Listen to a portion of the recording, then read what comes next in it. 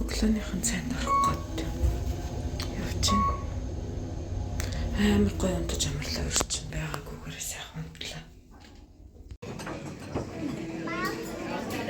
Гоё өглөөний цайны буфет ресторан хотел байна. Жохон гоё нэгэлчихлаа. Өчигдөр би нөгөө нэг 2 дахь шатны ярилцлаганы юу хүлээж авлаа гэснээ. Нэрийг би урчигдөр амар санамсаргүй байдлаар амар хурдан нэг газраас ярилцлага санал хүлээж аваад ярилцлаганд орсон байхгүй юу. Тэгээд тэгсэн чинь тэр компани надад амар таалагдсан. Бид хоёрын бүх ингээд хүсэл сонирхол юу гэдэг цалин тэндээс тавьж байгаа санал тэгээд ажлын газар гэр хоёр моёрч гэсэн айгүй ойрхон тэгээд бүх юм амар гоё таарч байсан. Тэгээд би тэр ажилд ормоор байна. Тэгээд дараагийн шатны ярилцлаганд тэнцсэн байгаасаа гэж найдаж байна. Та нар бас миний төлөө залбираарай. Би түрүүчийн 7 хоногт нэг амар хурдан ярилцлаганд ороод амар амжилттай өнгөрсөн гэж хэлжсэн шүү дээ. Яг тэрний 2 дахь шатны ярилцлагын урилга дөнгөж ирчиж тэгээ би яг тэр газар надаас цалин асууж яхад нь би 1 юм уу 2 еврогоор өндөр хэлчихье гэж яг тэр үед бодчихсон байхгүй 2 еврогоор өндөр хэлчих бол ядаж 1 евро буулгаад дундаа уулзах юм байна гэд. Гэтэ ерөөсөө яг одооныхаа авч байгаа цалин хэлсэн өөрийгөө ахиж өндрөөр үнэтэйг үлдсэн одоо жоохон тэрэндээ харамсаад байх юм. Гэтэ яг уу яг бүх юм нь тэдний хүсэл шаардлага миний боломж бололцоо ур чадвар яг нийцжсэн болохоор тэр ажилд орсон ч гэсэн харамсахгүй байх гэж бодож байна. Тэгээд 2 дугаар шатанда тэнцээд тэр ажилд орчих юм бол би амар ажиглалтай болох байх.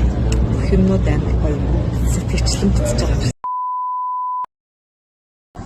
Дараа надад яг цаг ирсэн байхгүй өнөөдөр 10:30-аас 11-ийн хооронд тэгээд Teams-ээр ирсэн. Тэгээд хаадан минутын өмнө Teams-ээр шалгаж үзсэн чи Teams ерөөсөө болохгүй байгаа. Тэгээд би 10:30-аас ярилцлаганд орох юм. Эцэг хүмүүс Teams болохгүй нэг Zoom ч юм уу өөр ямар нэг Google Meeting ч юм уу тийм юм өчгөө. Тэгээд тэрнгээр ярилцах гэсэн чи Zoom-ийн линк надад ирсэн. Тэгээд Zoom-ийн линк Zoom-д татаж аваад нөгөө тгийгээ орох гэсэн чи ерөөсөө гацаад болохгүй. Тэгээд арай чиг нэг юм хүссэн линкээр 2 дахь удаага линк өгчөөс тэр өнгөөр нь арайч нэг юм орсон чинь цаг дууссан 11-ээс. Тэгээд дараагийн хүмүүсийн ярилцлагыг авах гээд нөгөө юм гарцсан. Тэгээд маргааш надад бас цаг ирж би маргааш нөгөөдрөө бүтэн ажилтаа тэгээд зохицуулах байх та. Маргааш 3 дахь 4 дахь 5 дахьд би дандаа 7 цагаар бүтэн ажилтаа. Тэгээд маргааш өглөө ажилласаа явахаас өмнө бас нэг бичвэрний бүр дүүрж 10-аас 11-ийн хооронд лонгодог нэг бичвэрэн тавьж өгөх ёстой. За тэгэхэд нэг сан энэ ажилд орчих юм шиг мэдрэмж төрөд ах юм. Би яг travel circus бас орох юм. Нэг сан энэ ажилд орчих юм шиг гэсэн мэдрэмж аваад ирсэн.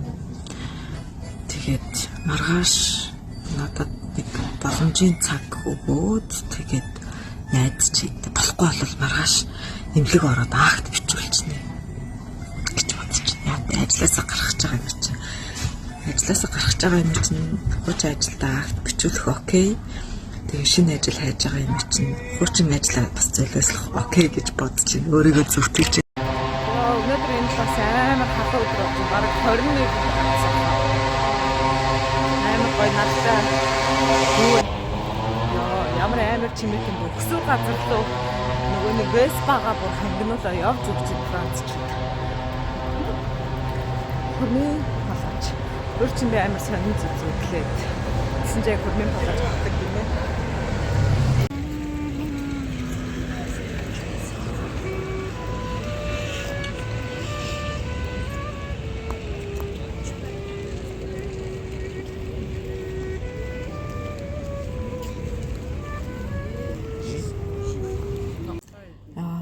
Төрсөн өдрийн хоол амар гоё байсан. Яг юм загаснууд далайн бүтээгдэхүүнээ цуглуулга идмээр байсан. Ийм сонин ойл гэдэг гинэ. Ийм өндөр тэгснэ ийм угаалтартай. Ясна ус татдаг юм нь баг ийм өндөр. Би баг арай ч өндөр хүрэхээр.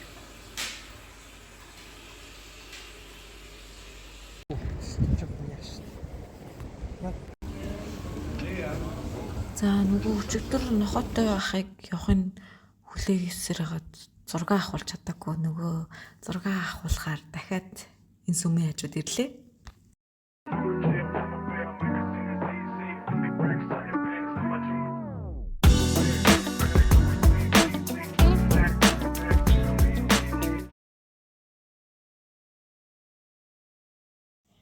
Ёо тэгээд сүмээс гараад зураг авахулж дуусчаад утасны маань цэник дууссан. Мэдхгүй газар явж исэн power bank маань эвдэрсэн. Тэгээд өөргөвчөө нөгөө төв багцаал дээр орхисон байсан. Тэндээсээ очиж өөргөвчөө авчаад хонгоцны буудлын руу гүйсэн штт бүр. Тэгээд утсаа 5%-ийг нь хадгалж агаад яг хонгоцонд орохын өмнө boarding pass шалгуулад тэгээд хонгоцонд амжиж орсон доо. Жижигхэн хонгоцны буудлын гоё юм уу? Ямар ч очиргүй. За ингээ Берлин рүүгээ буцах хонгоцондоо суугч байна. Амар гоё. Сэтгэл түрүү жил нэг сэтгэл ханамж 60 марах байсан. Буудлтайгаа хэрэлдэж уралдаад надад амар сонирн буудлын өрөө өгөө тэрнийгээ солиулаад амар драматай газар аялж исэн ч гэсэн амар драматай төрсөн өдөр болж исэн. Сэтгэл нэг хангалуун байдал 60% байсан. Энэ удаагийнх ер нь бол 90% төрсөн өдрөө тэмдэглэлээ. Ер нь боломжтой болдог болов ингэж жил болгон газараа төрсөн өдрөө очиж байгаагүй ч юм уу өөрийгөө гоё байлгах газар руу юм бодож байна. За. Хоёр дахь удаа гоё өвтөж авсанд баярлаа. Гоё хот байлаа. Сайхан амарч авлаа. Яг төрсөн өдрөө дуусахаас өмнө 20 минутын өмнө гэртээ орж ирсэн чинь ийм гоё ширээ бэлэг өгчөжсэн намайг.